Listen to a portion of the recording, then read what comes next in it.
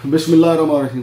Blue world city Pakistan की एक बहुत बड़ी हाउसिंग सोसाइटी बनने जा रही थी, लेकिन अब वो एक बहुत बड़ा फ्रॉड या स्कैंडल बनने जा रहा है। इसकी क्या खद्दो खान है, किसने कितनी फाइलें बेची, किस किस मार्केटिंग ग्रुप ने अपना हाथ बटाया आवाम का पैसा लूटने में, वो भी आपके सामने रखूंगा।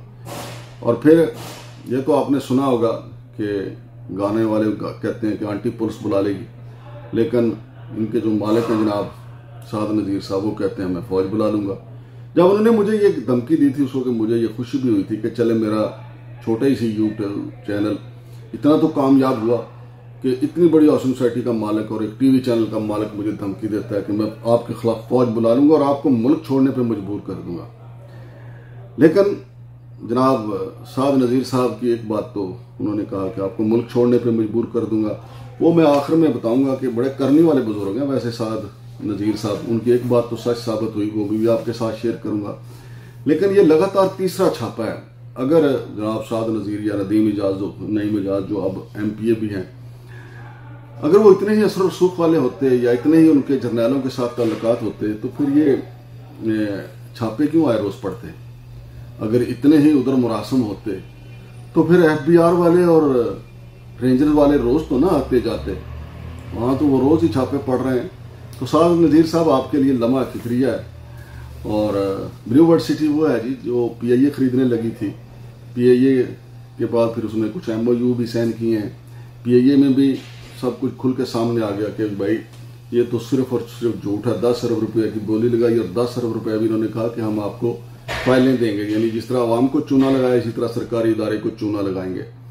फिर अभी चाइना के साथ MOU साइन हुए हैं, उसमें जो तस्वीर रिलीज की गई उसमें साद नज़ीर साहब पैंट कोट पहन के बैठे हुए हैं। उससे नजर आता है कि जनाब साद नज़ीर साहब के अंदर एक कसक बाकी है जिसमें वो चाहते हैं कि वो बड़े बड़े डेलीगेशन को जो है वो एड्रेस करें, उनकी सरबराही करें, लेकिन अवाम के लूटे हुए पैसे के साथ। अब तीसरा छापा नाजरीन इनके ब्लू वर्ल्ड सिटी पे पड़ा है, वो FBR और बाकी इदारों ने मिलकर मारा है। और वहां से क्या कुछ मिला है वो भी आपको बताऊंगा। अकाउंट्स के क्या हुआ है, कितने उनके पास कितने प्लाटों का रिकॉर्ड आया है और कुल कितने मालियत का ये फ्रॉड है, ये सारा आपको बताऊंगा।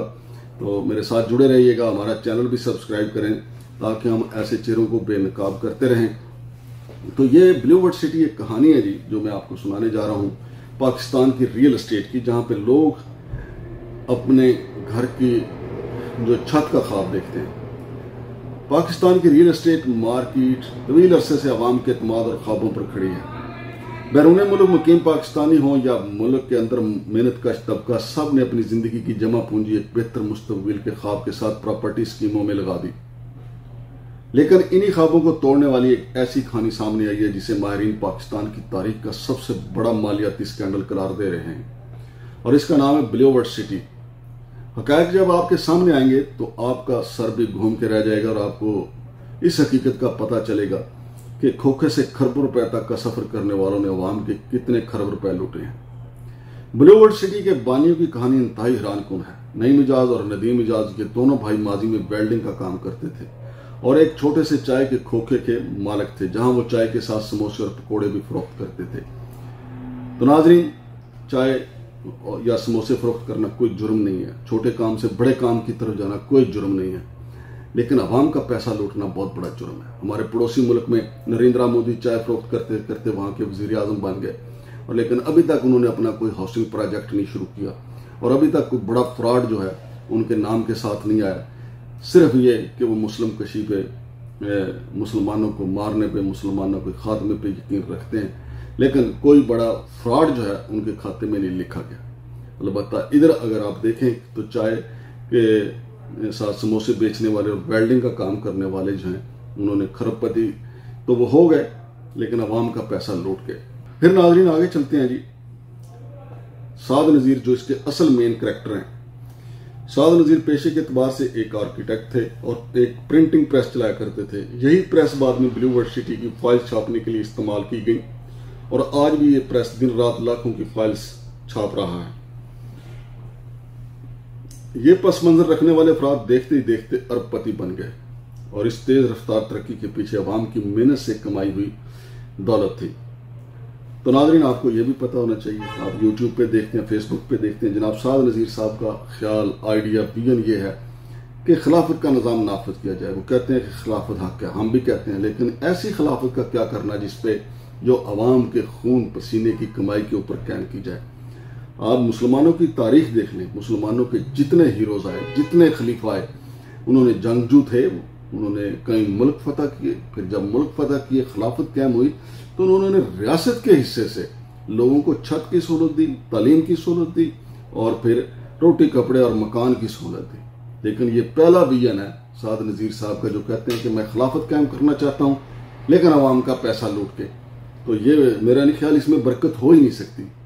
जो महल वो तामीर कर रहे हैं उसमें गरीब अवाम की बद्दुआओं और उनके जो अरमानों का खून है वो कैसे तरक्की हो सकता है। अब आगे चलिए जी, मैं आपको कुछ और भी बताता हूँ। 2017 में लॉन्च होने वाला ब्लूवर्ड सिटी मुख्तलिफ ब्लॉक्स की शक्ल में मार्केट में आया। इसमें waterfront block, general block 2, overseas block, sports city, legend enclave, boulevard economic zone, blue hills, farmhouses, Awami block और अवामी ग्रीन्स ब्लॉक, इन सब के नाम पर प्लाट फरोख्त किए गए। अब तक के आदादोशुमार के मुताबिक तकरीबन 87 लाख प्लाट्स की फाइल फरोख्त हो चुकी हैं। इनकी मजमूई मालियत का तखमीना 81 खरब रुपए यानी 8100 अरब रुपए लगाया जा चुका है। लेकिन नाजरीन, ग्राउंड पे देखें कि कितने लोगों को प्लाट वहां पे दिए जा चुके हैं, कितने कब्जे दिए जा चुके हैं। अब मैं आपको ये भी बताता हूँ कि इनका दावा क्या है और गैर जानबदार जरिया क्या कहता है कि इनके पास कितनी जमीन है। लेकिन उससे पहले सवाल ये होता है कि इतनी रकम इकट्ठी की गई तो ये गई कहां पे। कुछ का कहना है कि इस रकम के कुछ का निशानात जो हैं वो तुर्की में मिले हैं और कुछ निशानात दुबई में मिले हैं। इदारे इस पे लगे हुए हैं, इदारे जो रिपोर्ट इकट्ठी करेंगे वो भी किसी न किसी वक्त हमारे हाथ लग जाएगी और हम आपके सामने पेश कर देंगे। ब्लूवर्ड सिटी ने दावा किया कि आवाम से इकट्ठी की गई रकूम से मुख्तलिफ मौजाजात में तकरीबन 2 लाख कनाल जमीन खरीदी गई। लेकिन गैर जानबदार जराये का कहना है कि तरक्याती काम सिर्फ 10,000 कनाल जमीन पर जारी है और वो भी इंतहाई सुस्त रवि का शिकार है। 8 साल गुजरने के बावजूद तरक्याती पेशरफ्त ख्वाब से ज्यादा कुछ नहीं लगती और लगता है कि 3 नस्लों को भी ये प्लाट नहीं मिल पाएंगे, क्योंकि पैसा तो चला गया इनकी जेबों में और पैसा जहां जाना था वहां चला गया। इसीलिए तो छापे बार बार पड़ रहे हैं। फिर नाज़रीन आगे चलते हैं कि ये प्लाट इतनी बड़ी तादाद में फरोख्त कैसे किए गए। ब्लूवर्ड सिटी की फरोख्त का सबसे बड़ा जरिया इसके टॉप डीलर थे जिन्होंने अरबों रुपए कमीशन खाया।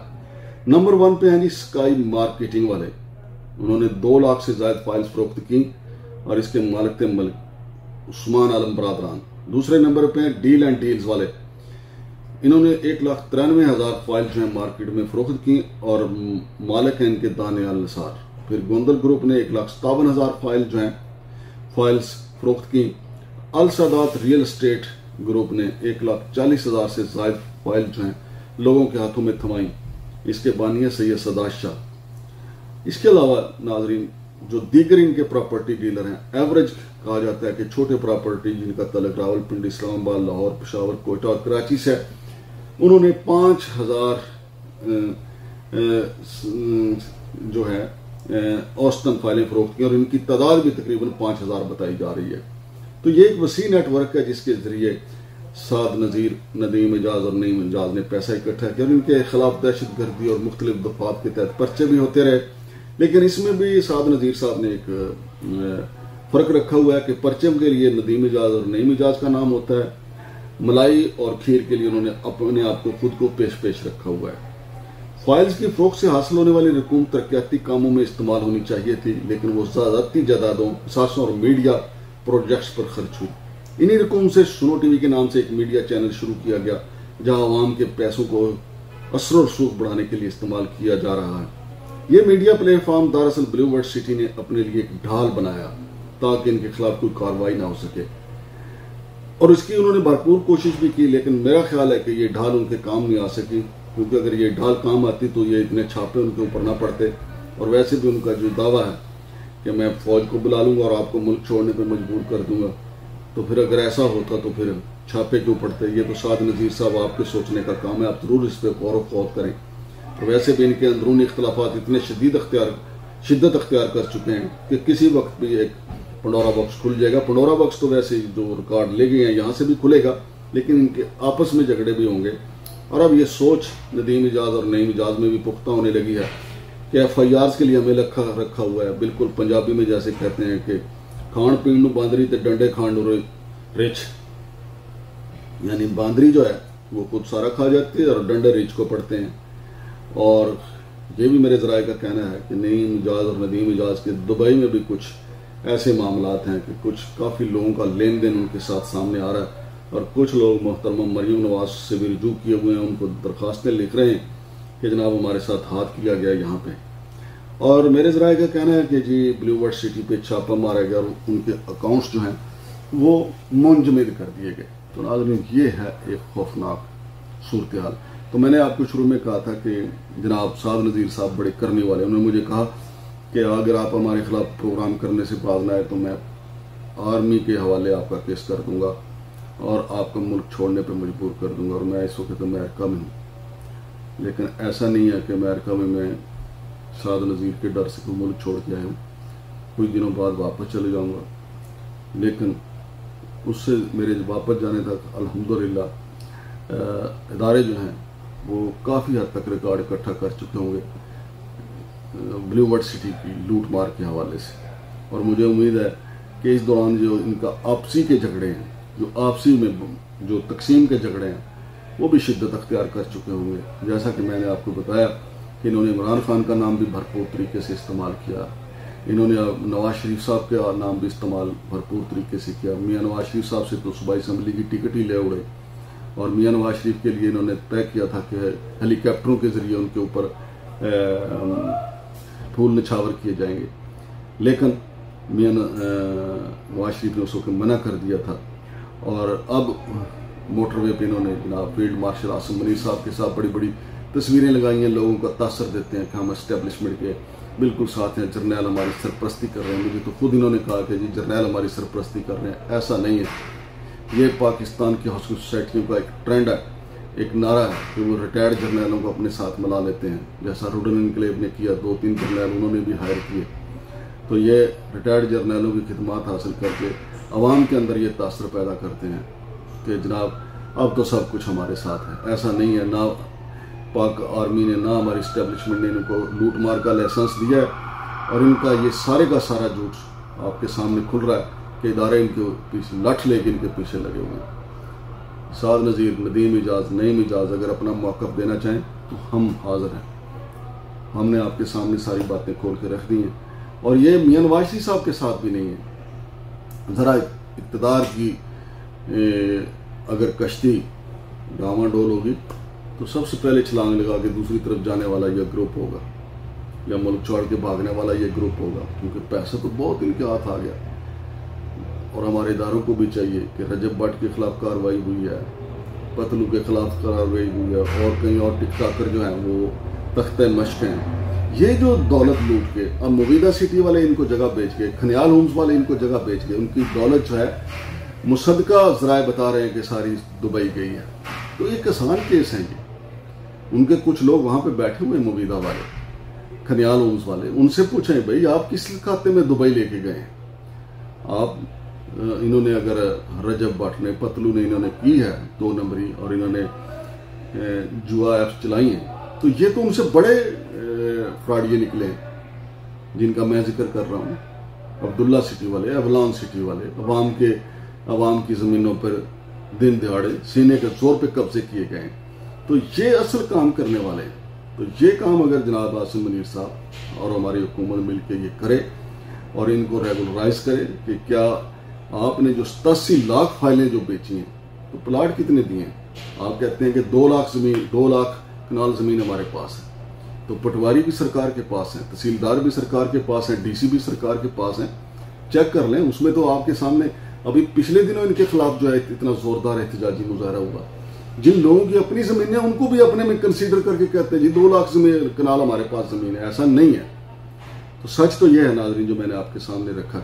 इंशाल्लाह आइंदा भी आपको सच्चाई बताते रहेंगे। शमशाद मांगड़ को इजाज़त दीजिए। अल्लाह हाफ़िज़।